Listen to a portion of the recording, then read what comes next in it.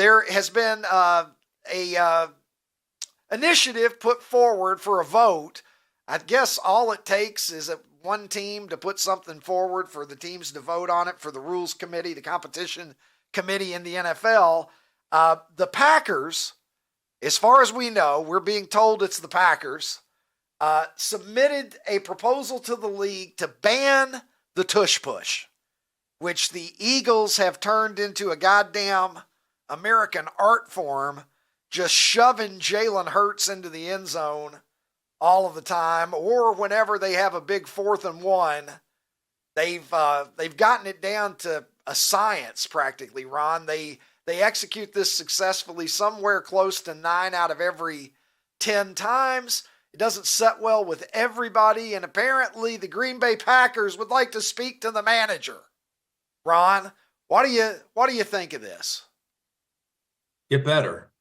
I mean, get better. Like people always say, it's unstoppable. Well, the Bills tried it, 4 or 5 times in the game against the Chiefs? How many times did they get it?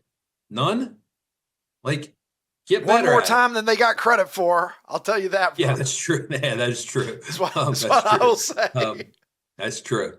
But, dude, just get better at it. Like, just because you can't stop it doesn't mean that it shouldn't exist. Like, and then how do you even legislate this in a game? Because, you can't push a player now, because that used to not be something you could do. And then you could push your running back. Your running back's legs are still churning. You could run up behind him and push him. So, like, where does it end? All I would say, Ricky, get better, get stronger, figure it out. Stop being a little just get better. Well, look, I am sort of not sure how I'm undecided. I'm normally not the guy who's the undecided voter. I'm pretty good about picking a lane and just going with it. I'm a little undecided. I would need to think about this, because on the one hand, I think you're absolutely right.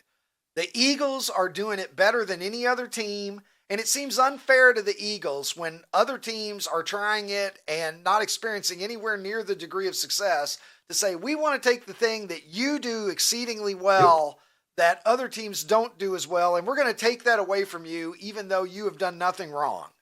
That seems to be completely unfair. Seems like communism. The reason where, well, you have a point, Ron. You really do. Now, the place where I wonder a little bit is I feel like, just, again, if I get out my crystal ball and I, start looking at it like Miss Cleo here, whatever, what I think is going to happen is other teams will get as good as the Eagles. They'll figure it out pretty quickly. And within a couple of years, we're going to have a league where we have more or less 32 Eagles. And basically, the NFL becomes a game where you start 1st and 9. Because everybody, if it comes down to 1 yard, it's like an extra point type probability that they're going to get it. And I don't think I like that version of football. Now, maybe you could say, okay, Ricky, yeah, that might not be good if it gets to that point, but it hasn't gotten to that point. There's no guarantee that it will get to that point. So maybe, leave it alone for now. And if my prophecy comes true, reevaluate it if and when that comes true. What do you think, Ron? Is that reasonable? Or do you even care to that degree? I mean, I see where you're coming from. It's almost like, I guess I might be okay with banning the Tush Push if everybody can do the Tush Push well. But until we get to that point, then you should not be penalized for figuring out a way to do something better than everybody else. I mean, we could come up with some ridiculous ideas. I don't know. Shaq in his heyday played in the NFL. Well, it would be almost impossible to guard Shaq if you're inside the 10-yard line and he gets himself into the end zone and you just throw the ball high. It'd be impossible to stop him from catching it. Would you pretty much agree with that? If Shaq possessed that kind of ability, I mean, it's like the old thing about, and I don't know if there's a rule. I don't know if there's a rule against this, but can you have like a 600-pound? Can you bring in like somebody from my 600-pound life and have them be your goalie? Right. Is Right, that but is that but in the I guess my rules? point is Jabba the Hutt would be a great goalie. if somebody that's 7'2" comes in only when they're inside the 10-yard line, and every time they throw it to me, catches a pass, are they going to say, nope, can't have anybody over 6'8" playing in the NFL? I mean, where do you draw the line, Ricky? Like, where do you draw the No, line? it's a fair question. You came into the league as a Philadelphia Eagle. Apparently the Packers, from what we're hearing, and maybe there are other teams, a lot of people don't like the tush push. Is the tush push fine by you, or do you think that the NFL has a problem here that they're going to have to look at sooner or later with this play? You know, Ricky, obviously I'm biased here. I'll be honest. I am biased. I can't, if I was a jury member, they would dismiss me and say, this guy has a bias here. But I will say, you know, obviously I got drafted by the Eagles. I covered the Eagles for 94 WIP for the Super Bowl, for a few playoff games. I do a lot of work out there. But every team has tried the tush push since the Eagles done it. Nobody can do the tush push. Why do people want the tush push gone? Because they can't do it. You have the opportunity to do it, then do it. You saw the Green Bay Packers try it before. You saw the Buffalo Bills try it before. Nobody can do it the way the Eagles can do it. Why? Because they have a gigantic offensive line, the biggest offensive line in the league, and you have a quarterback that squats 600 pounds. Go and find you a quarterback that squats 600 pounds and run the tush push if you want to. There hasn't been statistics that have shown that this has led to a plethora of injuries, like some people like to allude to. Oh, it's injuries. It's not a healthy play. That's just people thinking Eagles have an unfair advantage because they're so successful with it. For me, figure out how to do it. Figure out how to stop it. Don't try to get it banned. This is competition. This is competitiveness. We're not going to ban a play just because one team does it better than everybody else. Ron, let's stay in the state of Wisconsin. The Green Bay Packers upset by the tush push. And sometimes I'm trying not to. I love your transitions. Segues. I'm just waiting to see where this goes. Can I get this? I was about ready to make a segue that was it's probably a good thing I didn't make that segue. But take a look at this. The Wisconsin budget recommendation for the 2025-2027 budget. Here are some proposed word changes. Word previously used wife or husband, change that to spouse. Word previously used mother, change that to inseminated person. Paternity becomes patronage. Father becomes natural parent. Man, woman becomes person. Wisconsin, did you not get the memo? Were you not CC'd on the memo that we're not playing this bullshit game anymore? Inseminated person. Hey, listen. Ain't no man getting inseminated. Okay? It's never happened in the history of time. This is health class now. All right? Take it from Professor Cobb. In 10,000 generations of humanity, ain't no man ever been inseminated. Okay? So I don't know why this is necessary, Ron. I feel like Wisconsin is at the back of the classroom. They're having trouble keeping up. We're not doing this anymore, are we? A little embarrassing. Like, you're correct. Did they not get the memo? Wisconsin's a state too. Like I've told you before, I ordered a margarita in Green Bay, Wisconsin, and the female bartender laughed at me. That was 20 years ago. 20 years later, Wisconsin, which is, I would think, there's a lot of based people who live in Wisconsin, and we're going to be playing that game. I don't know. If somebody impregnates their concubine, Ron, I guess it is what it is. Maybe they need to drink more orange juice in the Midwest. It'll strengthen their bones, give them more vitamin C. Maybe the brain fog will clear up and we'll realize that it's women that get pregnant. Get some water, motherfucker. We're having orange juice today. Remember this great shit? I think Scott Van Pelt commented on this, by the way. He said, not if we eat it with a spoon. We're not. And I will say, SVP's not wrong. You get the spoon out and get some of that going. That was pretty good shit too, Ron. It's taking me back. Yeah, I mean, just so syrupy when it melts a little bit. Oh, wow. I mean, Oh, it's basically yeah. it's orange flavored sugar is what it is. Ain't nothing wrong with that. You I didn't say say that there as though was. there's a problem. No, Just you didn't. Making There's an not a observation. problem. There's a problem in Chicago, Ron, and it's called our mayor. Dude. Mayor Brandon Johnson. Dude. Listen, and I knew, and you want to talk about things that you could see coming from a mile away. I mean, I knew, and granted, I don't live within the city of Chicago. I'm in the suburbs. So I didn't get a vote in this. But man, my God, I could not believe that this fucking guy won. I mean, it was absolutely evident that this was going to be a terrible idea. Now here we are. It didn't take long. He He's just as hit a unliked as the NBA is. 6%. He is maybe even more so. How do you get down to 6.6% favorability, Ron, in politics?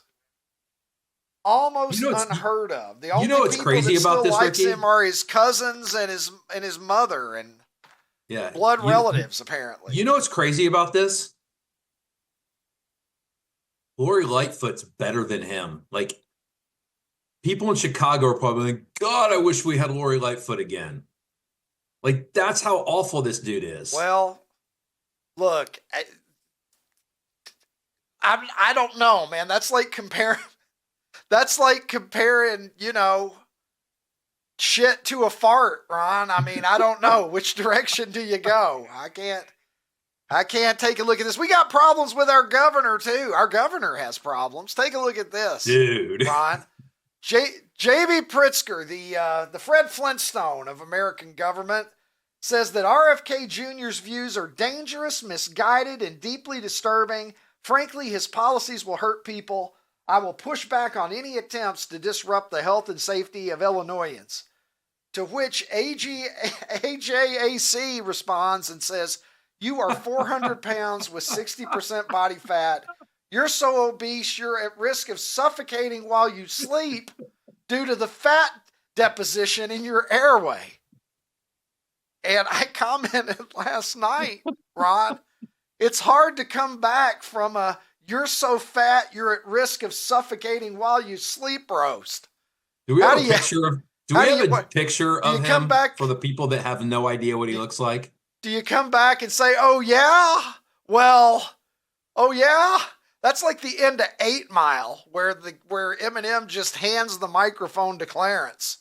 Well, listen, it says here, tell me something I don't know. If somebody doesn't know what he looks like, Pritzker is a big load. Yeah, if we can get a photo of Pritzker, that would be great. But you remember the twins on the mopeds from the Guinness Book of World Records back when we were kids? He looks like that. He looks like that. He has a fupa, but it's just like a fat upper person area. It's just he's all torso and he's massive. He's a massive man. But can you imagine like J.B. Pritzker telling RFK Jr. that he has bad ideas about health? Yeah. RFK Jr. is fucking out there ripped like he's 35 years old, and J.B. Pritzker is at risk of suffocating if he takes a nap. It's hard to come back from that one. I don't know how you bounce back from it. John, there he is. And that's actually semi-flattering. It really honestly, is. That doesn't even, you don't see the girth of the belly. Yeah, that doesn't even capture. He looks svelte there, people. If you have any questions, I'm telling you that is a slimming photo. So let your imagination do the rest. John Kruk wasn't in that kind of shape. Look at that. That looks like Patton Oswalt after realizing that that's a good involved call. in a scandal. Look at that. He looks a little like, I don't know. I heard that John Kruk was a specimen compared to that guy. But I have a John Kruk tweet here, Ron. Higher career batting average than Barry Bonds, and that's true, 300 to 298. And I know on base percentage and slugging percentage, but I'm trying to make comedy here, people. Higher career batting average than Barry Bonds, and he did it naturally on cholesterol. That was his performance-enhancing drug, Ron. Fat people on a snowmobile. Let's do it. Let's make that a segment. If there were only enough fat people on snowmobile photos out there, every Tuesday we could just do fat people on a snowmobile. Take a look at this. Here's Jimmy the Greek riding bitch, as they call it, on the back of Mama Cass Elliott's snowmobile. This is what I'm here to fucking do, people. Who else is bringing it to you? I just want to know when I'm gone, I want people to say, well, he was the kind of motherfucker that would show you a photo of Jimmy the Greek, Mama Cass Elliott's snowmobile. I got a text from Michael Lombardi, Ron, about this one, asking me, where in the world do I find this shit? And I said, man, sometimes I don't know myself where I find it, but I'm out there, one man. I'm not a hero. I'm just one man. Seems like a good time for me to ask you, what the fuck, Ron?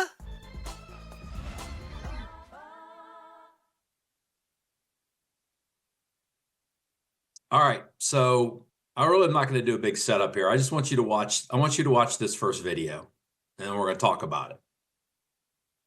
All right. So that's Elon and his son. Wait, what the hell?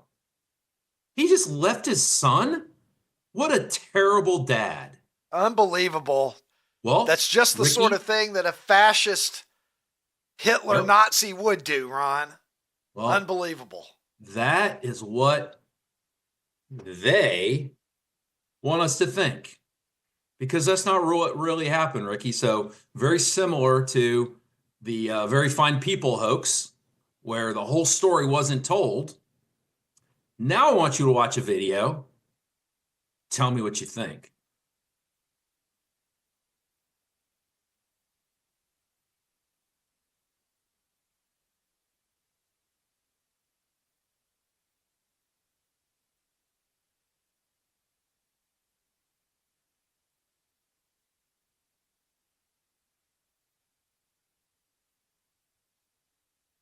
Well, Ron, that would seem to be nothing out of the ordinary there happened at all. Yeah, he was getting vilified because that first video was all over social media, and he was getting vilified because of it. It's what they do, Ricky.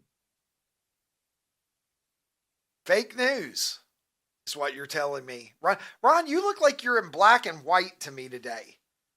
From my vantage point, you're like a character from a movie. You're like a character from a movie in the 40s. Okay, Ricky, let's break this down. I'm a white guy. My hair, unfortunately, is graying. I have a black shirt. I'm waiting for Claude Rains to walk by in the background. With a gray inside. So I guess I look black and white. Here. Just look black and white today.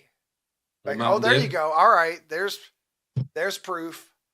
It looks like it blurred. It looked like you were holding up something that it had to have blurred. Yeah. Tim says it looks like you were bit by a tarantula. What? Which I think is Tim's way of advancing. What an interesting segue.